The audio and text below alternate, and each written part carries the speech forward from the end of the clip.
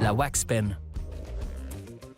Ben, savais-tu qu'à ton âge, ton cerveau change super vite? Fait que si tu l'exposes à des substances chimiques comme le THC contenu dans le concentré de cannabis, tu altères son fonctionnement, puis ça peut nuire à son développement. Des vidéos destinées aux jeunes pour les sensibiliser aux dangers associés à ces vapoteuses qui contiennent de la marijuana. On voit qu'il y a vraiment une recrudescence là, de la consommation des wax pens là, au niveau des adolescents.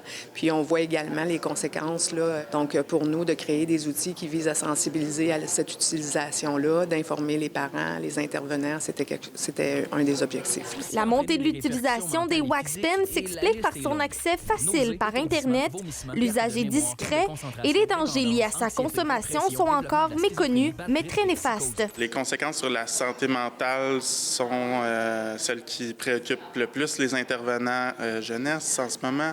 En fait, le haut taux de THC qu'on peut retrouver là-dedans peut affecter la santé mentale des jeunes.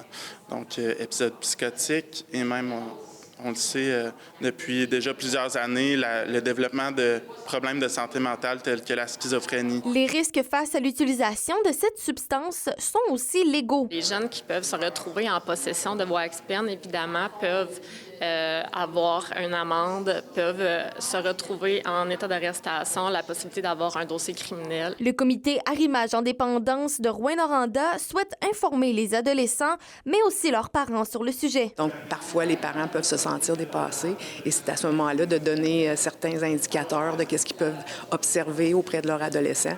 Bien, ça permet d'outiller puis d'aller chercher de l'aide si jamais ils ont des questions. La Sûreté du Québec a approuvé les 2 outils. À l'échelle provinciale, les policiers du 4 coins du Québec qui œuvrent en prévention et dans le milieu scolaire pourront les utiliser lors de leurs interventions. Le comité Arrimage en dépendance rappelle que des ressources sont disponibles pour les jeunes, soit le Carrefour de Rouyn-Noranda, les intervenants à l'école et le CISAT. Roxane Caillouette, RMC Nouvelles, Rouyn-Noranda.